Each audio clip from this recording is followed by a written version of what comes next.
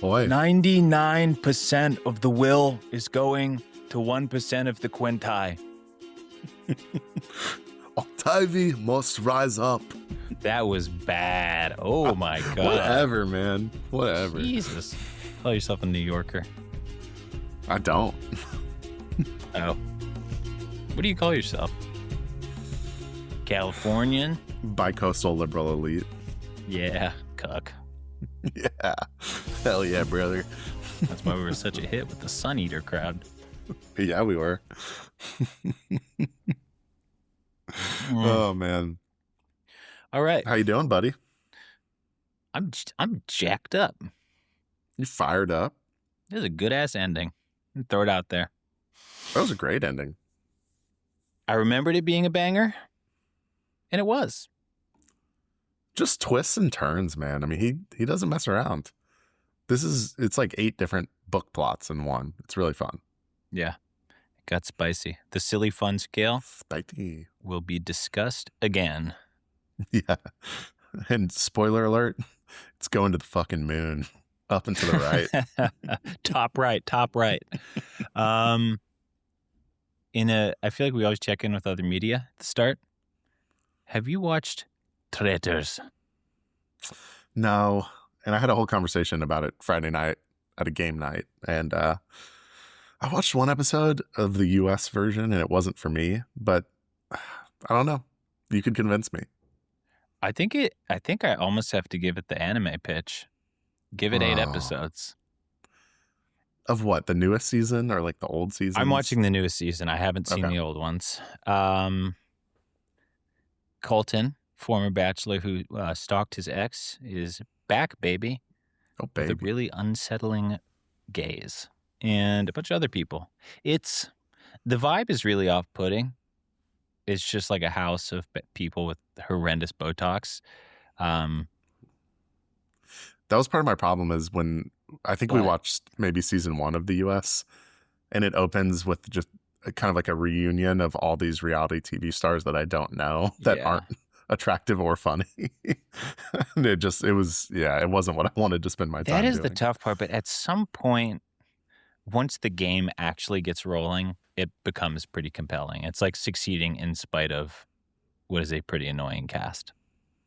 That's fair. And everyone wears silly outfits. I'm pumped. I mean, Survivor season 50 is coming up. I think I got to rip that. That's gonna be a fun one. I need to get back on that. I've only seen one season, and I enjoyed it.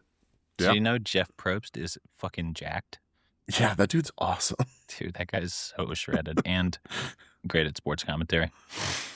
I'm glad that I start to understand some of the memes about Jeff. Like now that I've been there for a whole season. Jeff really gets me. Really is an unparalleled reality show host. The longevity is insane.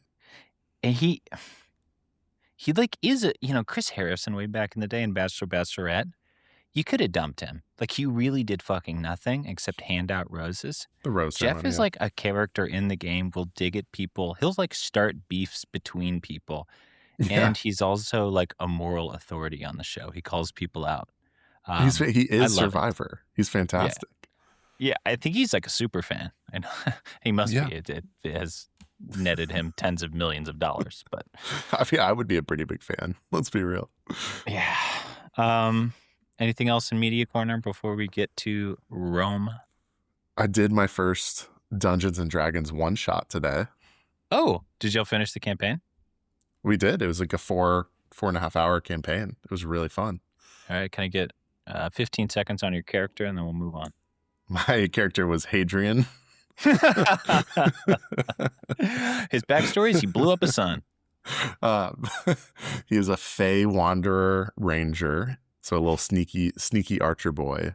And honestly, it was tough because it's like 7 people and it's a pretty self-contained quick game. So you don't get, I really was itching for a little bit more character development. So I think I'm going to get pretty addicted to D&D. But my main character trait was that I was afraid, not only afraid, but angry at water, which I thought would be funny, which I thought would just be a funny thing to do at the opening scene, and ended up being like a very relevant plot point multiple times. Not like ring wraiths can't cross it. You're like, fuck this water. Yeah. And there was, of course, like a water elemental that we were supposed to court, and oh hell nah. Yeah, fuck that, buddy. The one time I played D&D, I was a half orc ranger named Chunt. Chunt. That's a good one. Chunt was good. Chunt had a serious drinking problem. Oh, man. See, that's what I want. Like, that's what I was itching for a little bit is, you know, you're playing with stranger. It was our friend that was dungeon mastering, and he was really fun and good. But I was like, oh, okay. I kind of need a couple, like a multi-week campaign, I think, with some good, fun people. Yeah. It feels like it takes a bit to figure out who you are. And yeah. The idea of role playing is so unnatural. I think people have to figure out like what it is before they can. Yeah, it was definitely varied levels of comfort. Like some people clearly liked improv and doing voices, and some people. Did you do a voice? I didn't do a voice. Yeah. I didn't do a voice. You spoke and then realized it was your own voice. You just heard my Bernie impression. We're not going. Oh, yeah. Okay, I was gonna do Bernie as Adrian, but nah, we're good. We're good. Okay, Will of the Many. It's over. We did it. Wow. And I started Strength of the Few. Yeah, which was really mean because I was waiting for you for like a month, and then you just started reading it. Sorry, I have my own life, and so do you. Yeah, but I'm excited. I'm a tear into it tomorrow. Ripping and tearing. Do we want to talk about our thoughts, or should we just hit plot summary and then get deep? I think we've hit the big buckets that we really enjoyed it. There's tons of twists and turns that we're going to talk through, and we'll throw out some theories about the ending in book 2 and where this universe goes. But yeah, I think rip plot summary. We'll dive in. All right. Can you count me in? A 1, a 2, a 1, 2, 3, 4. Cannonball! It's spring break on Suus, so put on your banana hammock for the wild women, the ripping and the tearing, and spying on government officials. Back to my normal voice. The ripping and the tearing. Fuck.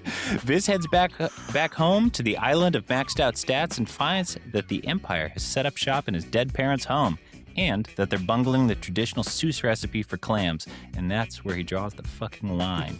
Per Relucia's orders, Viz uses his standard-issue fireplace tunnel to spy on a bunch of military baddies and learns that the whole massacre at the Colosseum was kind of an inside job, as it always is in these stories. The military is propping up the Angui, and there's talk of supplying them with ships and a mystical-sounding weapon. Chimney Sweep Viz leaves the fireplace and finds his old servant Federique waiting for him. They catch up or whatever, who cares? It's time to rip. Viz gets word that the shameless harlot Emissa has gone on a sexy nighttime swim, though it's made a bit less sexy by the sucky riptide. Okay, sorry, lost it there. Oh, I was doing good. Okay, Viz... No, okay. I have my dumbest bits all in a row here. Okay, sucky riptide we got. Okay, Viz Telemus brought to you by Red Bull rips a fucking jackknife off a 50-foot cliff into the ocean and saves Emissa, and the two of them spend a night in a sea cave like a couple of horny otters, and our dude finally gets that elusive kiss. I really hope I'm next. Back at the academy, Viz is stuck in class 4 and he needs to move up to participate in a suicidal Eutychium. Since Islington already had Viz duel his way up a class, you think he'd find another way to get Viz into class 3. Well, you'd be wrong. Viz engages in a high-stakes checkers match against Belly, star of the hit Hulu drama The Summer I Turned Pretty, and for plot reasons, the checkers match also extricates Calidus from a blackmailing situation I don't want to explain. Now that Viz is in class 3, it's Eutychium time. The kiddos are tasked with recovering a big rock or something and returning it to the academy. Viz begins by eating a shit ton of bread so he can barf up his tracking device, then follows that up by getting immediately bonked on the head and tied up by a bunch of his competitors. Plot stuff happens, and eventually Viz sneaks off to visit the ruins and run the labyrinth.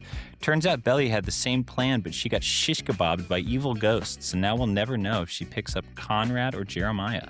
Cosmic shit happens after Viz completes the labyrinth, and he barely escapes the ruins with a little help from the Alupi that he named after himself like an absolute lunatic. Viz emerges from the ruins and it's fucking bedlam. The Angwi have invaded the island and they're straight porking students. Okay. Despite all this, Viz is able to find the Eutychium rock, but it's with Emissa, who ends up stabbing him because he has evil blood or something. He falls from the top of a tower with the rock in hand and conveniently lands in a river and is conveniently pulled out of the river by his dog son. Calidus gets capped and Viz carries his body and the trophy rock back to the academy and puts it in the Goblet of Fire. And now, the twist we've all been waiting for. Turns out, only one Viz left the ruins. 2 copies of the boy are now hanging out in parallel worlds, so we're all set up for a very confusing book 2. Also, Viz gets a job with the censor. Hooray. Internship arc begins now. Ah, woo! This is my cat, Avery. I named him after myself. The best guy I know. Diago. I have several parts of my notes that are Diago returns, Diago part 3. It's absurd. The will of the Diago. I love that they just fucking put where the red fern grows in the middle of this ripper of a fantasy novel. We need to start a bit on Reddit where we refer to the character as Diago, and then in parentheses we have to do like dog or human. What happened to Diago at the end of the book? Parentheses, human. Dog. Dog. I thought they killed the dog in the Eutychium. I was like, no fucking way we had a loopy arc and this guy died. No way. They would never. No, he's good. He's drags his corpse out of the river. Yeah, that was clutch. What an unbelievable portion of a novel. This is wild. I had a great time. That was a great summary. I had a great time listening to it. Thank you. Yeah. Yeah. No, it's really long, but man, shit ton of stuff happened. Do you want to take us to Suus? I mean, I was just laughing because of all the like beautiful rhetoric he tried to put in here about like reclaiming his homeland and connecting over a nice meal with like these humble peasants who respect and love him. All I remember is that he just didn't like the seafood. Yeah. And that's on us as readers. That's not Islington's fault. That's because we're bad people. His emphasis was in the right place. I was like, this guy dove off a cliff and hated clams. Yeah. Oh, man. Oh, shit. Oh, man. But he's not feeling great on spring break. This is not the, bikini car wash he was promised. It's a little, Yet. It's a little walk down the gallows where his parents were killed. Yeah, I felt like this did give me a little bit of what I wanted, like a little more Viz life backstory, all this stuff, and this was good. I enjoyed this. This like really fleshed out his whole hatred for the Empire thing. I thought it was pretty well done. Yeah, for me, this is really similar to Red Rising. Going back to visit the home colonies. Yeah, it's brutal. It's brutal. Yeah, you got to live the life of the oppressor. Yeah, and I really enjoyed his conversation with old Federica. It was interesting. It was. Oh, man, it was so cute. And just like having a secret room full of all your childhood memorabilia that you've forgotten. Yeah. That was adorable. Find his Xbox. Yeah. He's just real sleepy the next morning. He used to hide his K2 he got from the gas station. Yeah. He had to roll a real leafy, stemmy joint and play the Halo 3 campaign. I smoked salvia on that Riptide. Fuck. Oh, man. It was interesting. He came in real hot with Federica. Speaking of traitors. And Federica kind of smacks him down a little bit, which that was a good chat. I did too. I mean, it is nice. Like there's a little bit of, again, it's what we talked about in part 2, where the revenge isn't super linear. This is also one where it's like, there's not an easy answer to this. Like, would you protect your people and sacrifice a little bit of your own morality, Yeah. That felt like so reasonable for Federica to say, like, it's easy for you to think that I should have participated in some violent uprising, but like someone had to stay here and look out for these people, and I felt like it was me. Totally makes sense. There's one thing that came out of this that I didn't notice on the first read, but I was reading some theories and comments about the book. Do you think his entire family is dead? No, definitely not. There is a rogue sister that I believe will make an appearance. No, he said way too many times. Yeah. I haven't thought about my sister. People tell me she's dead. I think it's no, there's no Isabel. chance she's dead. Yeah, Isabel is definitely one of the Angui. That's my theory. Man, that's just you know how becoming there's three Angui that knew him? It was Relucia, Melior, and X. Sister X. Yep. Yeah, not dead sibling is a borderline fantasy trope at this point. Dude, don't get me started on Hadrian. We're going to get a 17,000 year time skip, and then she's going to write him an angry letter, and that's going to be our reveal. I still hate you, Hadrian. Goodbye. I hate you. Secret tunnels, though, man. What a wild little usage of those. Let me just pop this latch in the fireplace. Oh, what a convenient nest of spy tunnels that he's perfectly positioned to use. You know what yeah, it was a little eye-rolly to me, but I think what I did like, jumping way ahead, when someone pointed out that Relucia gave him like what kind of seemed like an impossible task, and they're like, do you think she really gave you an impossible task, or did she know that you're probably from here and have a way of doing this? I liked that little she definitely. Yeah, and that also supports I think that would be a nice way to close the loop on his sister isn't dead, because he used to go into the tunnels with her. She told Relucia sends him on this mission. You know what? Neatly tied Fucking up. write it in pen. Yeah. I'm locked in on that prediction. Diago. Diago open paren F close paren. Diago.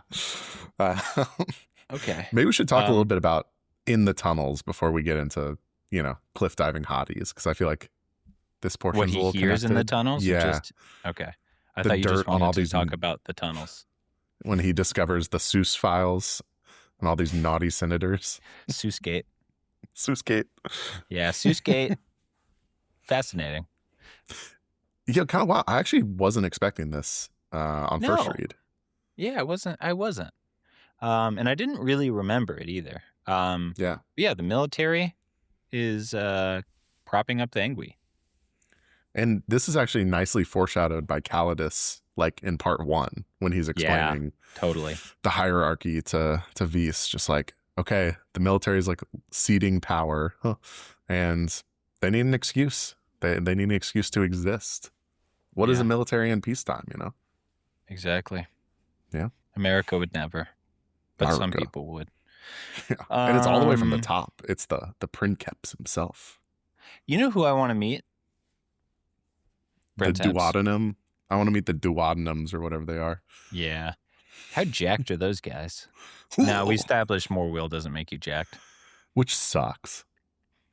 It's still going to be... Wow, I'm completely blanking. What's the guy who's in Always Sunny who's like 4 feet tall? Danny DeVito. Yeah, there we go. The princeps is Danny DeVito. I mean, that would be amazing. I started blasting.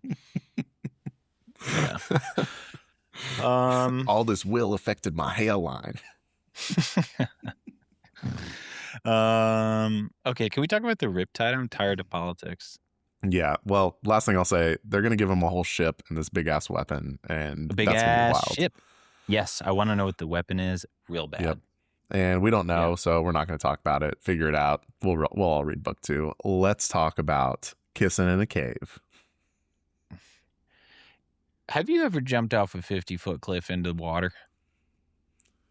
One time, maybe 30, 35. I think I've topped out around 20 or 30, and that felt high. What is it, the horseshoe? Was it the Marble Falls cliffs outside of Austin? Horseshoe Bay? Yeah, maybe somewhere over there. I've jumped those cliffs. They were pretty tall. That's kind of like Suus. I would say that's the Suus of Central Texas. Yeah, Horseshoe Bay makes sense. This our one listener who lives in like Lukenbach is just perked up real big. No fucking way.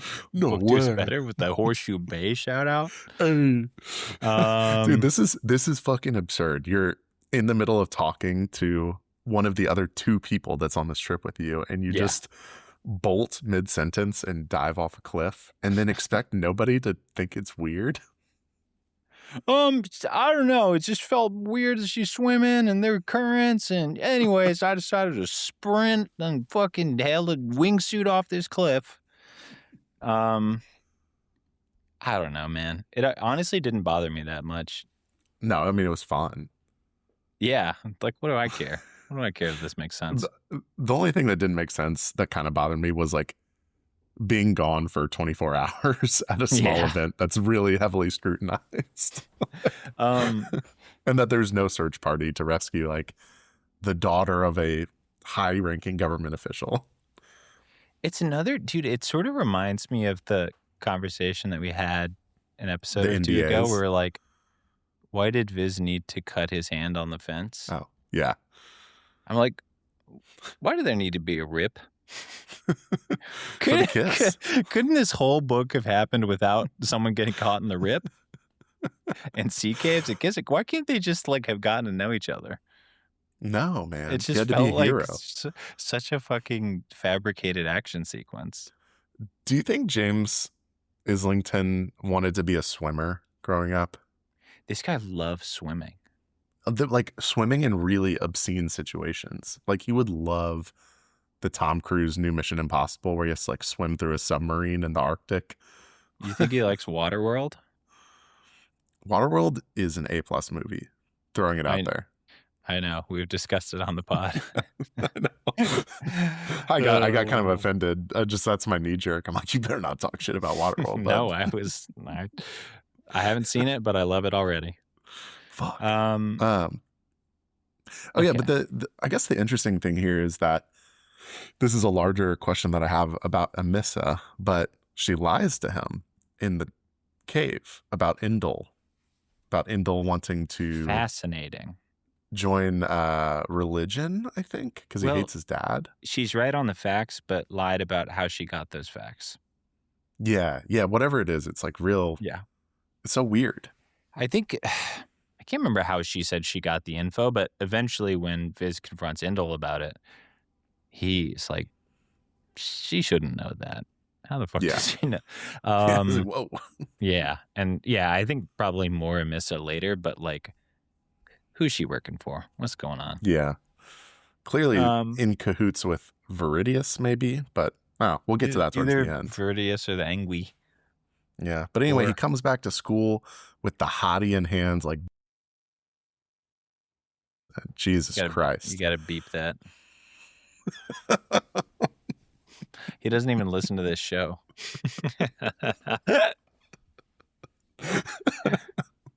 that one's for the boys. Oh man, I love when you dox people on this show. Yeah. But anyways, first kiss. It's a beautiful kiss. Back to school. I still don't know where I stand on whether love is going to overcome his hatred for the Empire. He's unclear. Just got different fish to fry right now. Yeah. This is not, this isn't going to be a Mistborn situation, I don't think. Does that happen in Mistborn? Ven and what's his face? Elend, yeah. Timothy Chalamet. Yeah. Yeah, I guess so. Well, kind of. I don't know. Okay. Is that it for Suus arc? Any other fun tidbits? No, that's pretty much it. Cool. I guess he learns about his entire family getting hanged, but yikes. That was tough, except for his sister, who we established is alive, and we have seen her on page already. Correct. Okay, we're back. We're in class 4, but not for long, baby. No, we're moving up through the power of chess and anime. The Queen's Gambit. Do you think so good.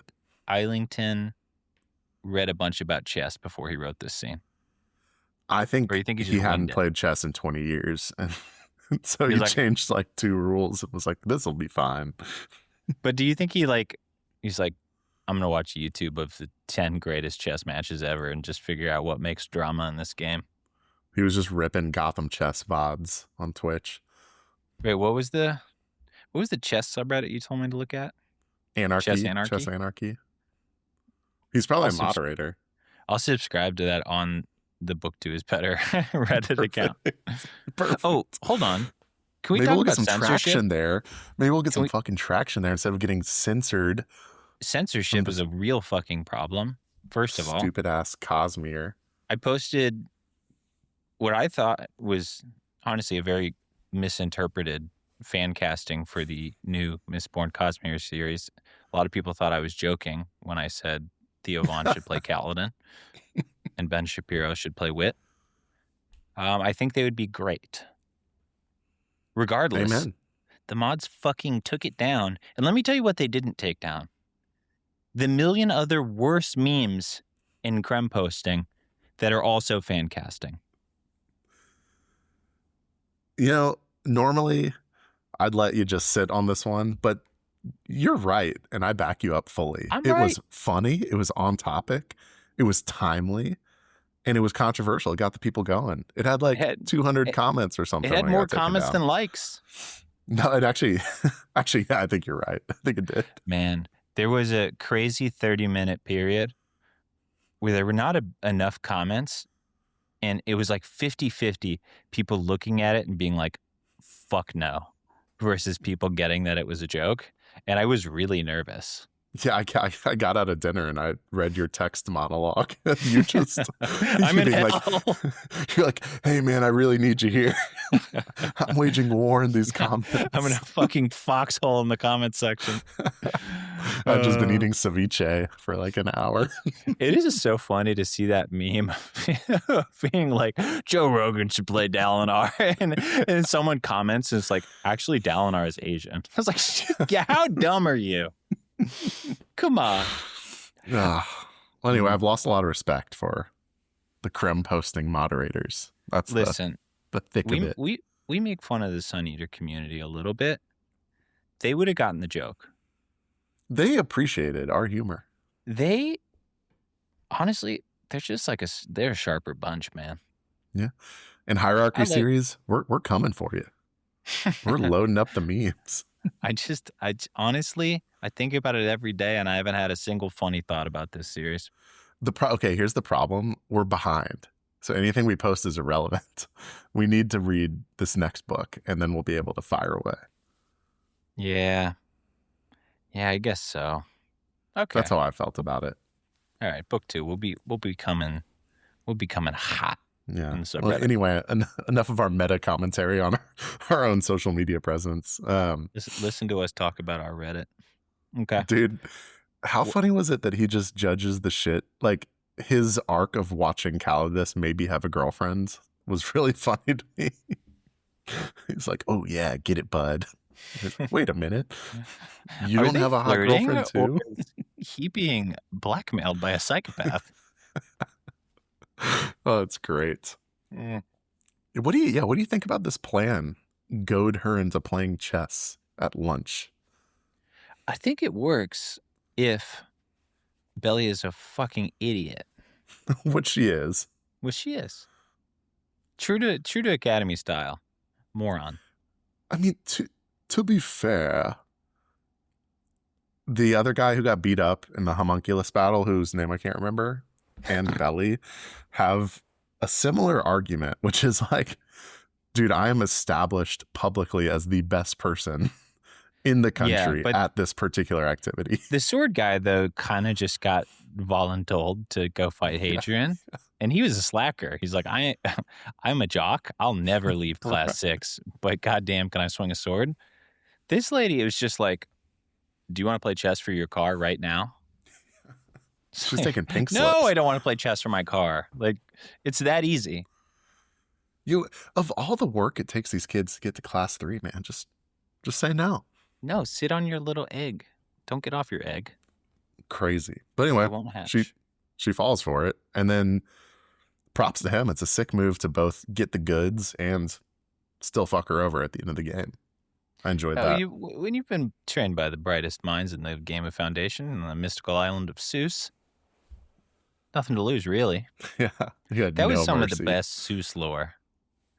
That apparently all of the best Foundation players on the planet live on Suus and taught Viz. I can't even be mad because he does establish that from page 1 of the book, which opens with him playing Foundation. Yeah, I was going to say opening scene is him playing Foundation. So we should have known. We should have known it would have had a key role in this, even though we don't know the rules. I don't know. You move shit. You break their pyramid. Oh, it's so good. Yeah, it was fun. I did think the way that it intersected with the blackmail plot was like, I don't know, too plotty somehow. I was like, this is too many interconnected things right now. I'm feeling weird about it.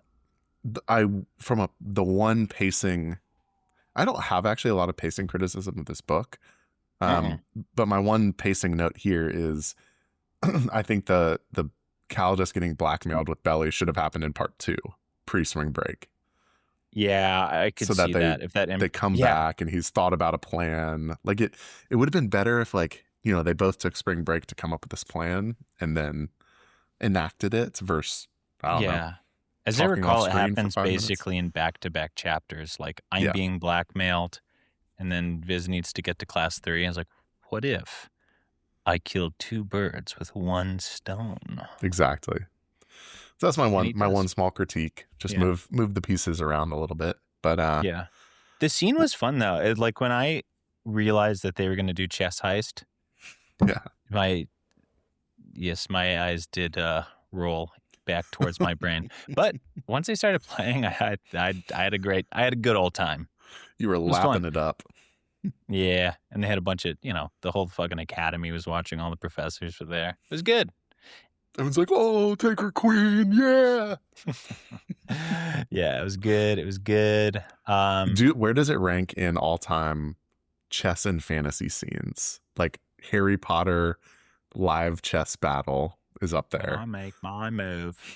Trying to think of other ones. I'm trying to think of a single other one. There was a big-ass chess plot in Winded Truth. That's true. When they're waiting to defend the... wherever they were. When Adolin does jack shit for half the book. Okay.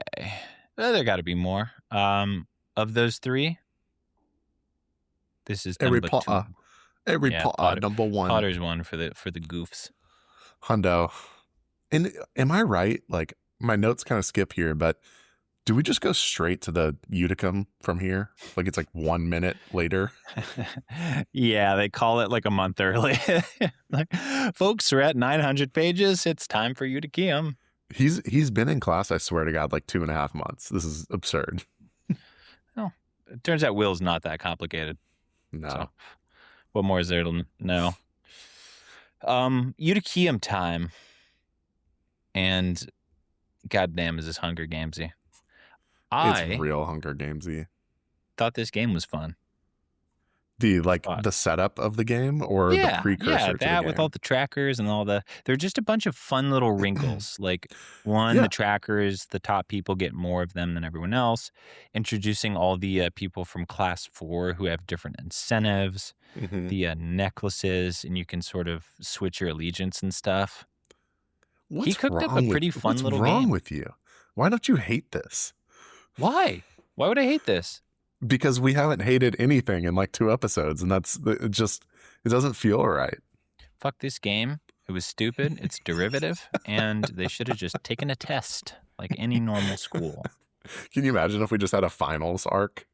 Dude, if he did it, it would be Slumdog Millionaire.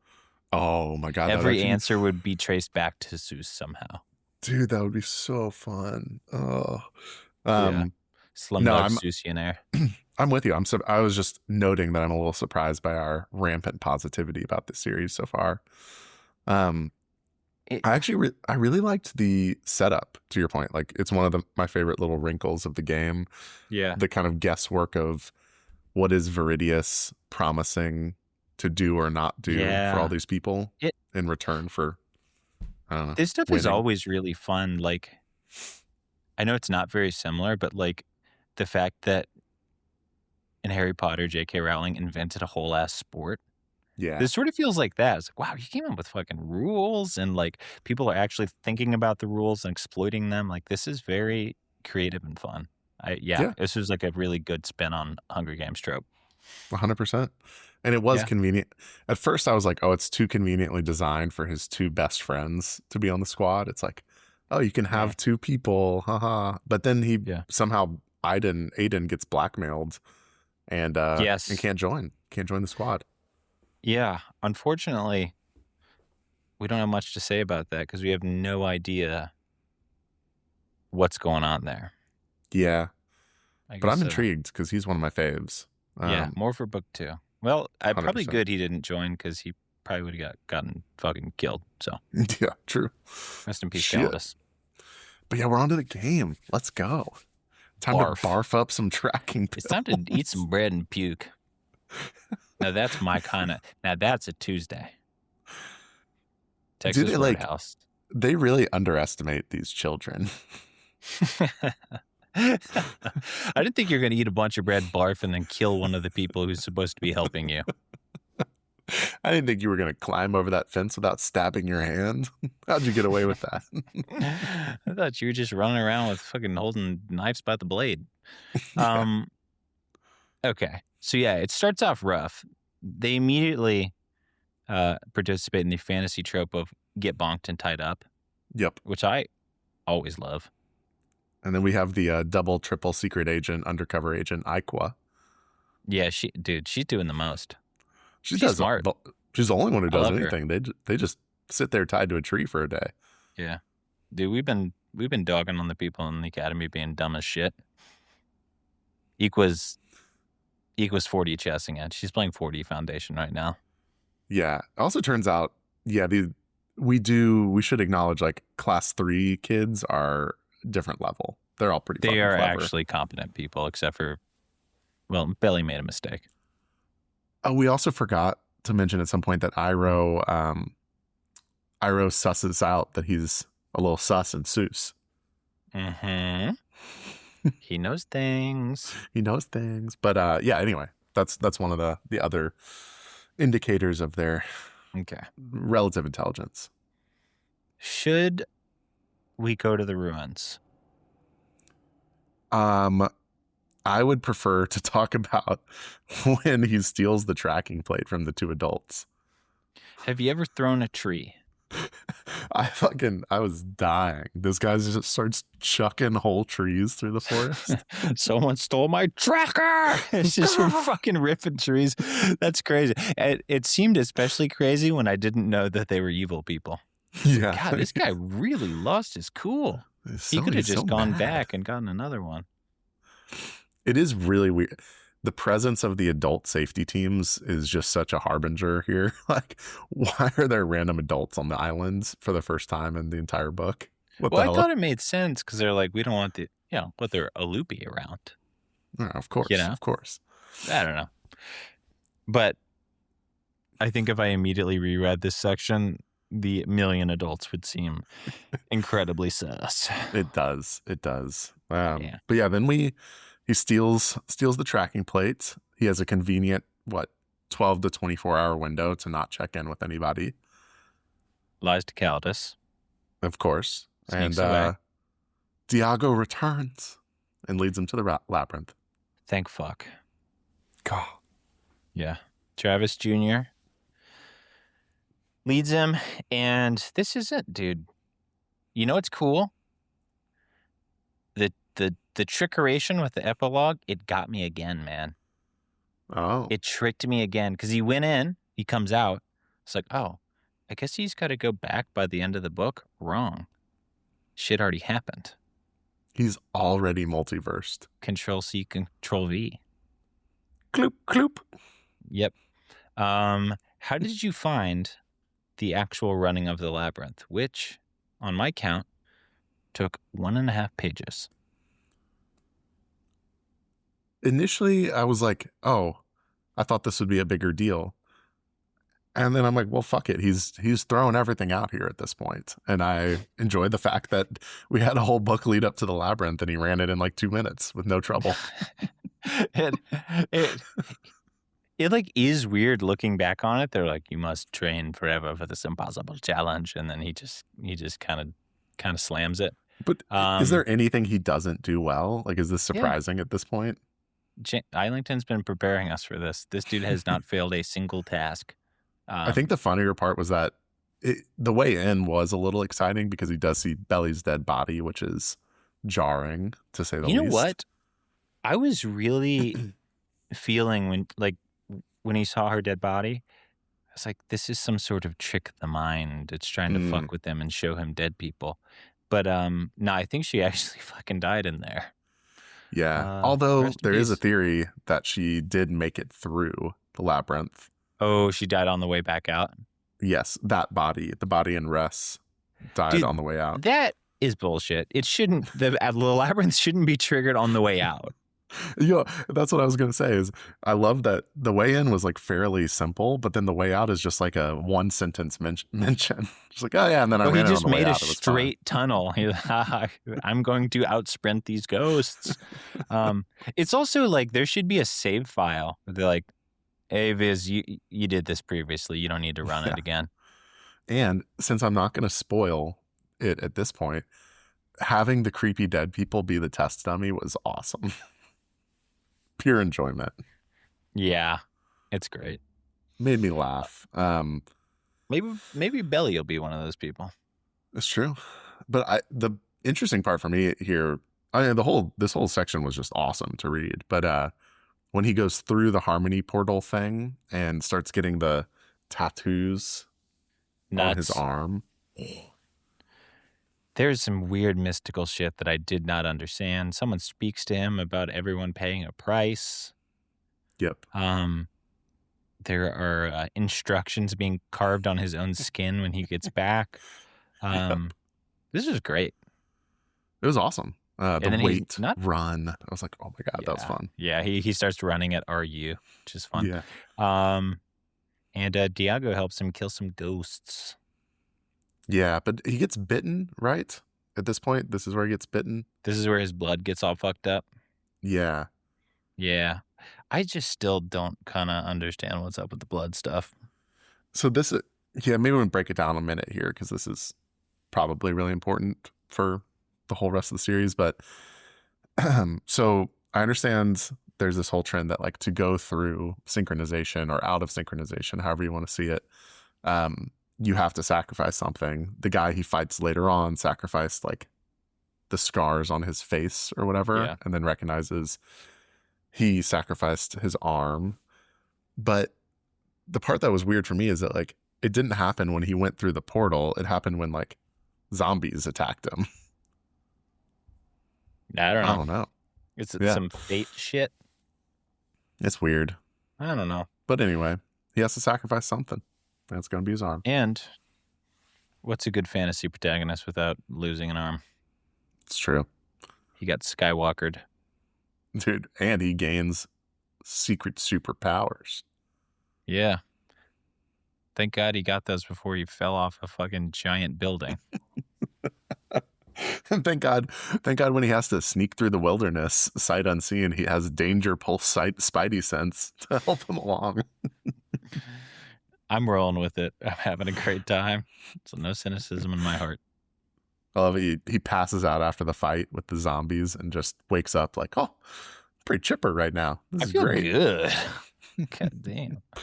This is kind of weird. Were you licking me in my sleep? Oh, man. The crazy thing is he goes through all that and he's like, well, Hunger Games still on. You got to get the Heart of Jovan. The Heart of Jovan. And this is when shit hits the fan. This whole section was nuts, dude. They do be finding a pile of dead bodies. Pile of bodies. You know, it's one of my favorite non-fantasy anti-tropes. Go on.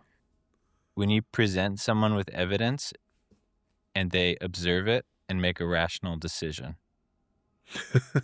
I am speaking of presenting the severed hand to the top boy in class, and the guy's like, you know what? Something fucky's going on. I think you're onto something, Viz. I was so ready for him to be like, it's a lie.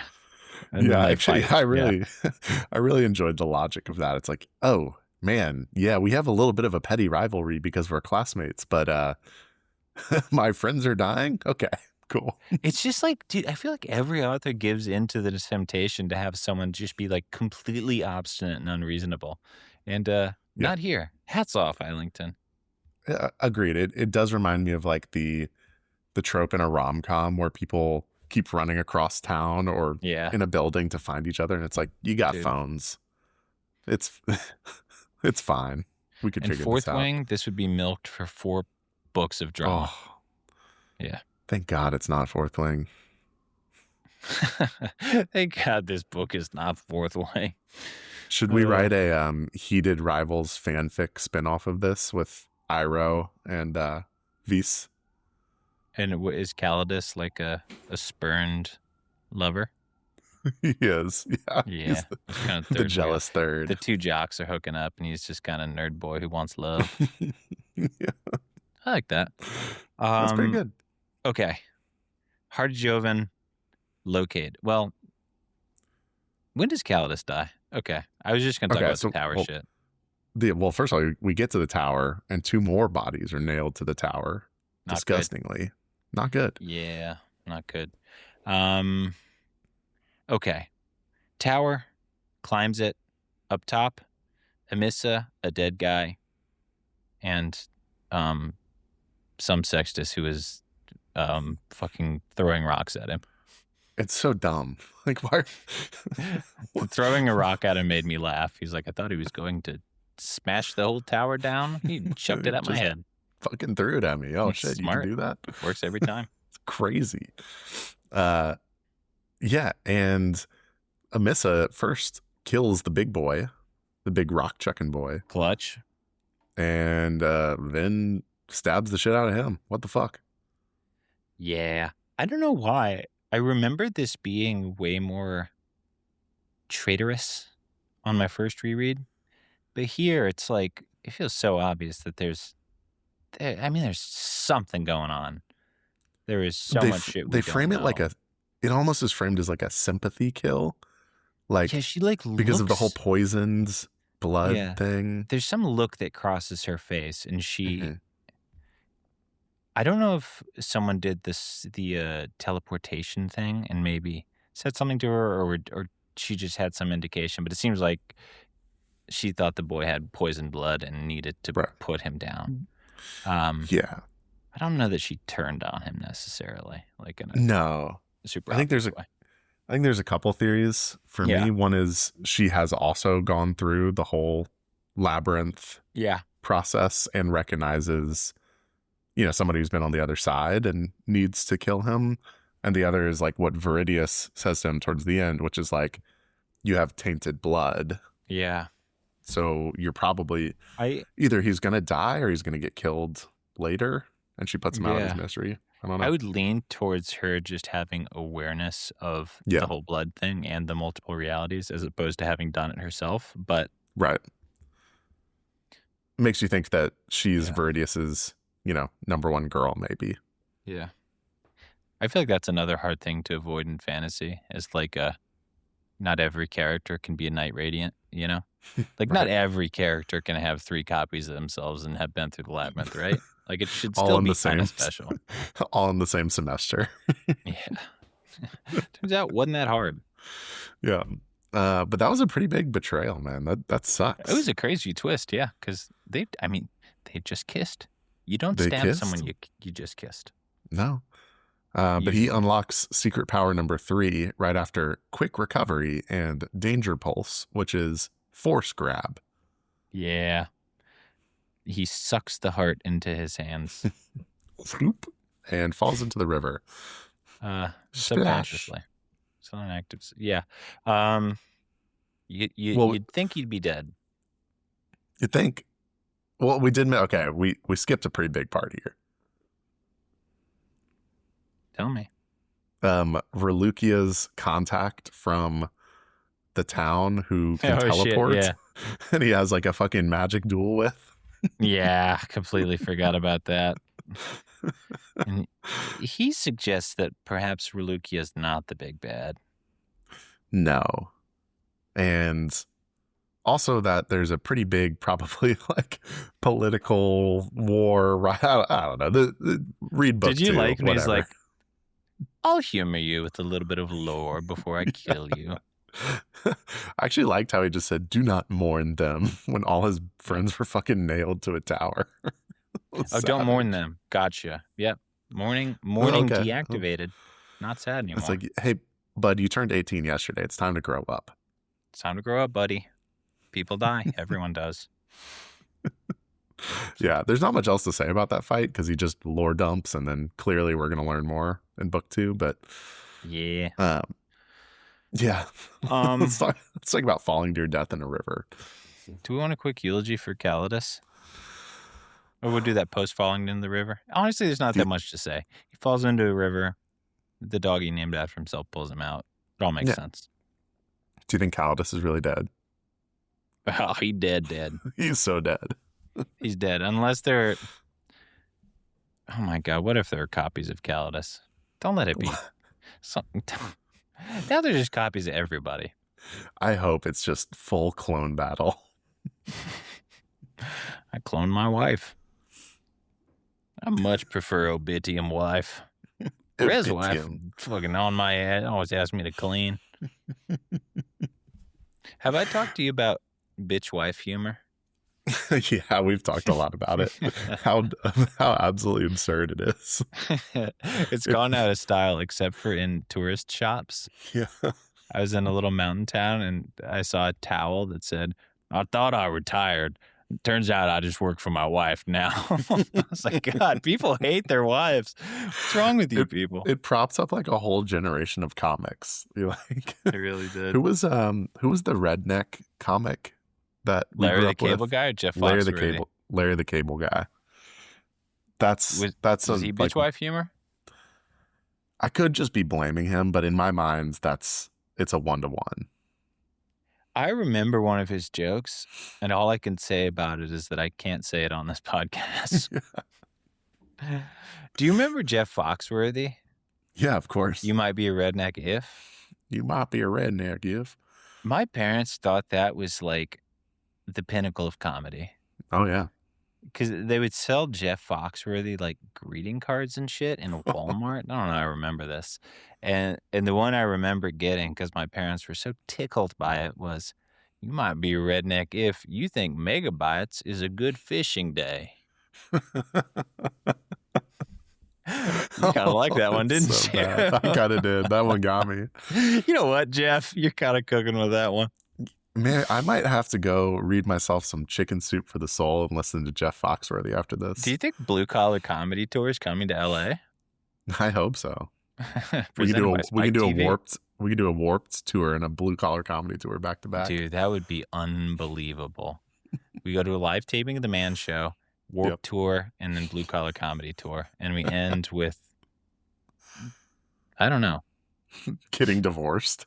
Then we end with complaining about our bitch wives. Yeah. The old ball and chain. Calidus is dead, my friend. This is no time to laugh. Oh, God, what's wrong with us? R.I.P. Calidus. Very this sad, sucked. man. This sucked, He's my favorite boy. Yeah, he just got free from blackmail. I know. He's finally debt-free. Unbelievable. Yeah. Well, he's in class 7. But his student loans don't die with him. The student loans carry on forever. Going to the censor. And one-armed Viz, who just fell out of a tree, carries his body and a giant rock all the way back to the academy. Yep, 400 miles. You know what I enjoyed? His vengeance slam. I will make you burn for this. Yeah. Dude, I fucking love that. That's some Darrow shit right there. He's good at writing Viz stunning on people. He had it with the chess scene, too. His aura farming, I'm saying he did it when he threw the helmet after the homunculus fight. And he did it here. He throws Calidus' body down. It's like, bitch. That's the thing. I win. You've made a fucking superhero as a main character. Let him fuck on some people. Let him rip. That's what we want at this point. And now he has indescribable but very convenient superpowers. Like, awesome. I don't want to hear this guy talk about how to cook a clam. I want to see him snap necks. Wow. Yeah. And then he, of course, passes out and gets his arm chopped off. But hey, we're all human. But, whatever. I bet it won't slow him down. Okay. He gets back and Lore corner. lore corner. Well, hold on. We'll do lore corner. Can we wrap up job corner? This is lore corner. Yeah, it's all part of the same thing. It's all the same thing. I'm gonna quickly note that Viridia speaks with him, tries to get him to join government. Yeah. Makes honestly a kind of compelling case for like things are about to get really fucking weird.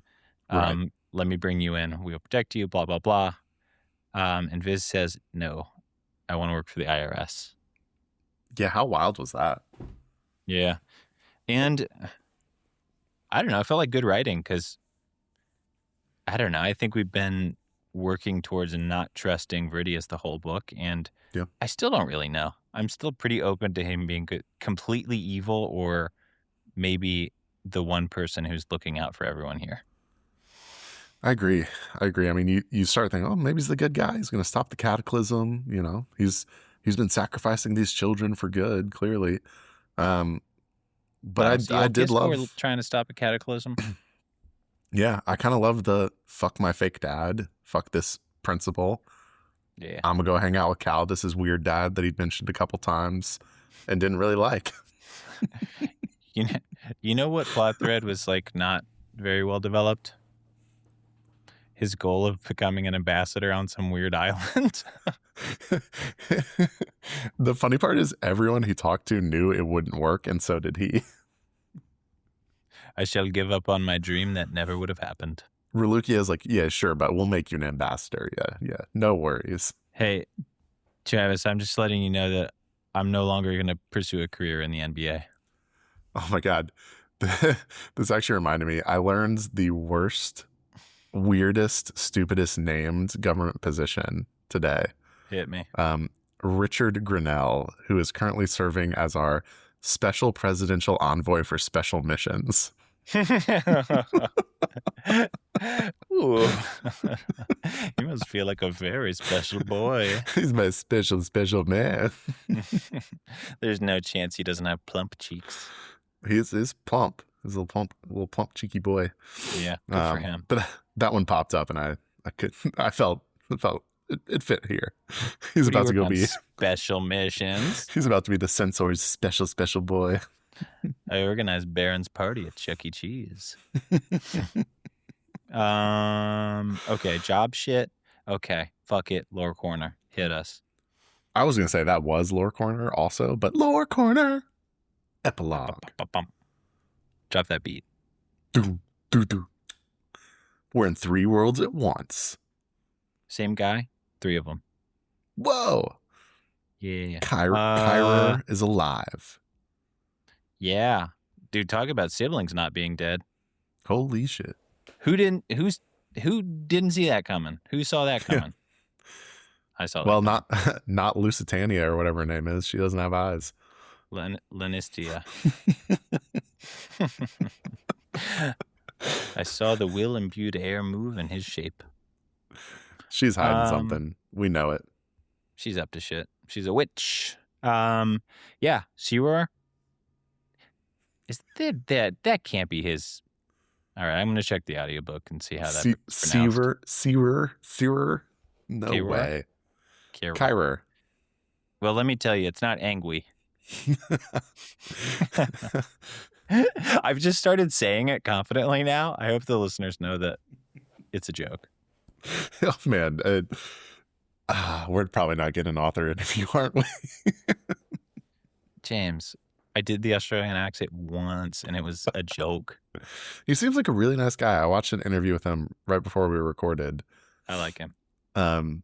So I could watch him explain the ending to the book, and it was really helpful. Yeah. But also, I like his book. Yeah, I really do, man. Come hang out with us. This at minute 58. He's going to be here. Don't worry. We're going to send him the summary and just this part. Can we talk about Obitium and Lucium and Res? Yeah. So Kyra is alive. He's going to help our boy in Obitium. In Fantastic. Lyceum, he is rescued by 3 mysterious figures, but his shoulder is blown off. You think they'll deal with that in book 2?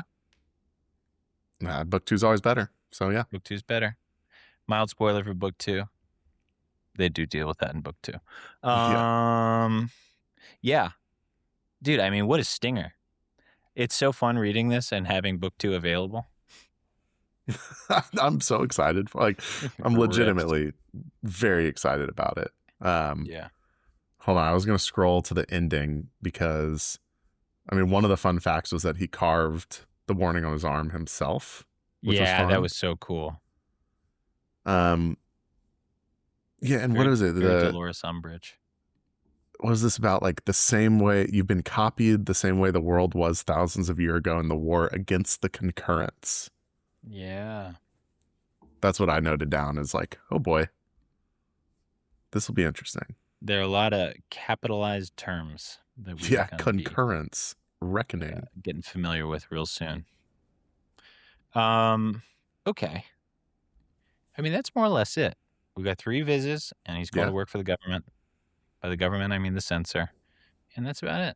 Pretty much. Predictions for book 2. Okay. A few that I have. Uli and Lenistia are multiverse aware and have been playing him. I like that. Especially Lenistia, dude. She seems so fucking smart. And Uli's going to be big mad that he is not joining military. Is he going to be mad if he tells him that he found his brother? I think Visa's going to just be like, yo, fuck you, bud. I'm now under the protection of the IRS. You sent me to Hunger Games. I didn't really enjoy it. My dog almost died. You told me you would literally kill me if I didn't get A's this semester. I had to play a high-stakes game of chess because of you. Okay. I think he's going to out the government in Res. Ooh. You think that happens book 2? Yeah. Does he tell Ulkiskor about Relucia? No. Fascinating. I think what else? What else do I think is going to happen? Oh, I don't know. Yeah, new cataclysm coming. Right. Not really a prediction. I don't have any prediction for the other 2 worlds. That's the hard part. And I know like 2/3 of the book is going to happen off world. Yeah. I just think we're getting gods. I think we're going into the sky. There has to be some cosmic shit going on. I agree. And I didn't actually think that the first time I read it, but now when I've actually like close read it, it's all the capitalized words. It is like cataclysm and concurrence and like all of this mystical, these ruins that were created that help you seed will magically. Like, here's there's a some question. god shit. By the end of the series, are people able to harness will? Aren't they able to harness will now? Yeah, is Viz going to destroy everything that makes them able to use will? No, I think he will become the will. I am Mr. Will. He becomes Printemps. Just this book was many people have will. Next book, one strong man of few have all. 0.00001% of people have 100% of the will. This went to Alpha Camp and came back a fucking killer.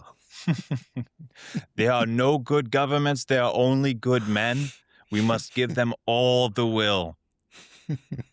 Anarcho-capitalist Bernie. Vis is just running sales camps, making people take their shirts off on stage and sell them a pen. I'm going to need to see a 6-pack if you're going to get a little will. You only make $1 million a year? What are you, a fucking pussy? I'm not going to give you any will if I ever see you fly coach. Okay. We've lost it. That was an absolutely fucking terrible set of predictions by us. I'm sorry. I did all the heavy lifting there. I did all the heavy lifting there, man. You throw me a good prediction. Oh, well, can I steal your theory that Belly died on the way out? Because that's a great theory. That's a good theory. You know what? They were embedded. Sister's not dead. Wait, what? His sister's not Oh, dead. yeah. Isabel. Yeah. We're we on talked that about one. forever. Yeah, I feel like we stepped on our predictions. We had good predictions earlier. That's true. It turns out we're good at this. Okay. Well, can you rate this book on a scale of Printemps to Octavie? Yeah, it's a duodenum. Yeah, I agree. I'm going to give it a concurrence. I'll give it 2 Doug duos. It's 4 out of 5 a loopy. Howl. Yeah, this book's slap, man. I can't wait. I'm gonna start reading. This is fun. Tomorrow This is a morning. great time. I love a good page turner. It's so simple, man. We don't have to think about anything. We have a whole other book right now. I don't want to think about Dante. I want to think about high stakes chess. No. Okay. Well, I think we're doing no hiatus here. I think we're going straight into No. TSOTF. We'll see you next week. Next week, baby. We're back. Let's go. Subscribe. If you enjoy this and you have friends who've read this book, send it to them. Maybe they'll like it. That'd be really nice. And I'm gonna throw some shade at the hierarchy followers. You're not as talkative as our boys from the Sun Eater. So No. shoot us a note. Send us some. Tell us something mean. It's okay. Just say you don't like it. Yeah. No, don't say that. But Travis is trying to say the hierarchy fans don't have the same philosophical bent as Sun Eater fans. Prove us wrong. Specifically, get in an argument with Avery because it makes me happy. No, I got accosted by 4 60-year-old golfers yesterday, and I've had enough conflict for the rest of my life. You're the most conflict-prone Quaker I've ever met. I know. For such a fucking softie, I do be getting in arguments. What's going on? It's true. Oh, Anyway. okay. Well, this was a blast. That Pleasure said, as always. James, crikey, mate, you fucking did it. You wrote a book. Yes, that's the Bloody good hell, stuff. James. Vegemite for everybody. Goodbye.